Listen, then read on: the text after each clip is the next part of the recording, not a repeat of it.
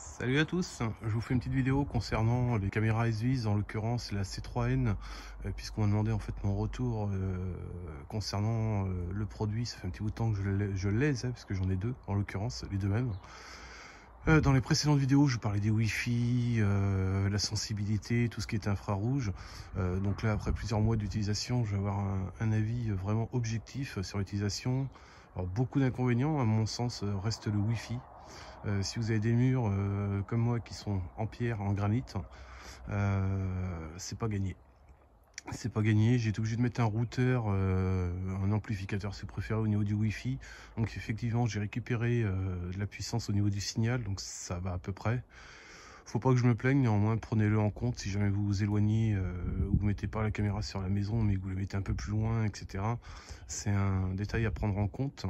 Donc le Wi-Fi pas terrible. Malgré ce qu'ils disent, malgré les deux antennes, c'est pas terrible. Comme vous pouvez le voir sur la caméra, notamment sur celle-ci, j'ai même rajouté une casquette. Alors je l'ai faite moi-même, hein, je l'ai bidouillé. Vous prenez un pot de fleurs en plastique, vous le coupez, enfin c'est voilà. Moi c'est ce que j'ai fait pour le protéger parce que effectivement quand il flotte, c'est un peu le problème. Donc ça c'est aussi à prendre en compte à l'endroit où vous allez la placer, qu'elle soit aussi entre guillemets à l'abri des intempéries, ça serait pas plus mal. Moi en l'occurrence c'était pas le cas, donc c'est pour ça que j'étais obligé de faire une casquette. Donc ça c'est un des autres aspects négatifs. Gros aspect négatif à mon sens aussi, c'est la sensibilité au niveau infrarouge. C'est-à-dire que la portée de prise en compte est pas terrible. Faut vraiment qu'en fait quand vous placiez votre caméra, que vous ayez une portée, on va dire, allez, vous soyez pas à plus de 5 à 6 mètres entre guillemets, pour avoir vraiment une prise de vue, une détection entre guillemets vraiment efficace. Donc faites bien attention à l'endroit où vous la placez. Ça reste un très bon produit, hein, moi décroche pas. L'avantage, je vous dis, on est en IP67, donc niveau protection et des intempéries, c'est quand même pas mal niveau protection. Elle fait bien le job, la résolution est pas trop mal, on est sur du 2 millions, donc ça reste aussi assez faible paradoxalement. Donc attention à ce que vous voulez avoir comme type de résolution aussi, hein, votre choix va être là. On me demandait s'il y avait d'autres marques. J'ai envie de dire qu'en fait la marque, peu importe, c'est vraiment en fonction de la qualité des matériaux. Moi en l'occurrence là on est sur des coques alu au niveau de l'habillage de la caméra. On n'est pas sur un vulgaire plastique. Batterie ou sans batterie, moi je suis sur du sans batterie sur ce modèle là. Après batterie, il faut faire attention à l'autonomie quand vous avez à choisir. Moi le gros défaut aussi que je mets en avant dessus et que j'aurais peut-être dû choisir en fait quand j'ai acheté mes caméras, c'est le bidirectionnel. Je l'ai vécu il n'y a pas si longtemps que ça, hein, par exemple avec un livreur. Alors j'ai reçu une alarme détection, donc plein jour, hein, je précise. Donc là c'était nickel. Donc pour donner un ordre d'idée, plein jour, la détection se fait facilement, on va dire à 10 mètres sans problème, 10-15 mètres, moi j'ai la détection, comptez 10 mètres facile, très bonne détection, il n'y a rien à dire.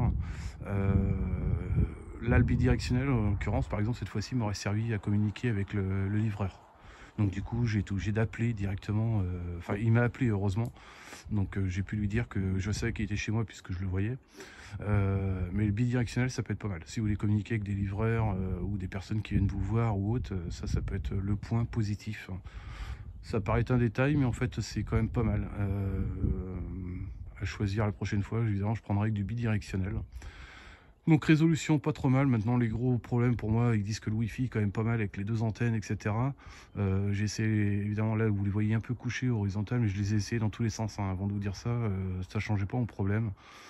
Encore une fois je l'ai amélioré en mettant un amplificateur au niveau du Wi-Fi, où là j'ai réussi à récupérer davantage de puissance. J'ai modifié un peu les canaux aussi du routeur Wi-Fi de ma box, hein, ce qui m'a permis aussi de regagner en termes de débit.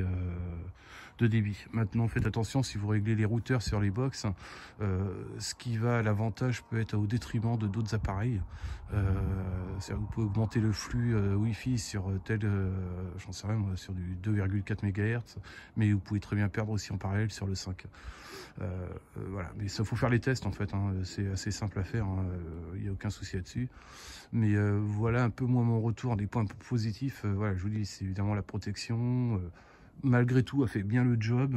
L'inconvénient, ça reste à mon sens plus la nuit ou la détection, et voilà, faut quand même être assez proche en fait, hein, pour avoir quelque chose qui se fasse correctement au niveau de la détection. J'ai fait plusieurs essais, et voilà. C'est un peu le bémol que je mettrais. Après, faire votre choix, je vous dis, avec ou sans batterie, ça C'est à vous de voir. Plus vous allez monter en résolution, là on est sur du 2 millions évidemment, plus vous aurez une image qui sera nette, etc. Maintenant, si vous voulez pas mettre trop cher, mais avoir un produit qui soit relativement correct, celle-ci fera bien le job, hein. Il y a pas, voilà, je vais pas mettre des grosses critiques négatives. Maintenant, c'est vrai que les critiques que je vous fais, voilà, c'est vraiment sur un retour d'expérience concret, où je pense que ça peut être des gros points d'amélioration à faire et voilà, voire éventuellement, vous voyez, proposer des protections supplémentaires style casquette, enfin voilà, des petits trucs comme ça. Donc voilà, j'espère que ça peut vous aider, vous guider plus précisément sur le retour d'expérience que j'ai avec mes 2 caméras. Le son, là, il n'est pas bidirectionnel, hein, c'est-à-dire que vous pouvez que entendre. Le conseil que je peux vous donner, c'est effectivement le son, la perception est pas terrible. Qui plus est, moi je suis en campagne, donc là la caméra est en hauteur, ce qui fait que je perçois plus les bruits entre guillemets d'oiseaux que humains. Donc ça veut dire qu'il ne faut pas qu'elle soit trop haute non plus. L'inconvénient, c'est que si vous ne les mettez pas trop haute, elle peut se faire dégommer encore plus facilement. Voilà, bon bah écoutez, si vous avez aimé la vidéo, mettez un petit pouce bleu, ça fait toujours plaisir. Si vous ne l'avez pas aimé, ça c'est le petit coup de gueule, comme tous les petits rageux qui mettent des pouces négatifs, bah, plutôt que de mettre un pouce négatif, soyez intelligent, mettez un commentaire, et ça permettra de débattre, et puis peut-être de vous expliquer pourquoi du comment. Un pouce négatif c'est bien beau, mais du coup ça avance pas le problème en fait, hein. Si vous n'avez pas aimé, c'est une chose, mais expliquez au moins pourquoi. Voilà, bon bah écoutez, j'espère que ça vous aura plu en tout cas, et puis bah, je vous dis à bientôt pour une prochaine vidéo. Salut à tous.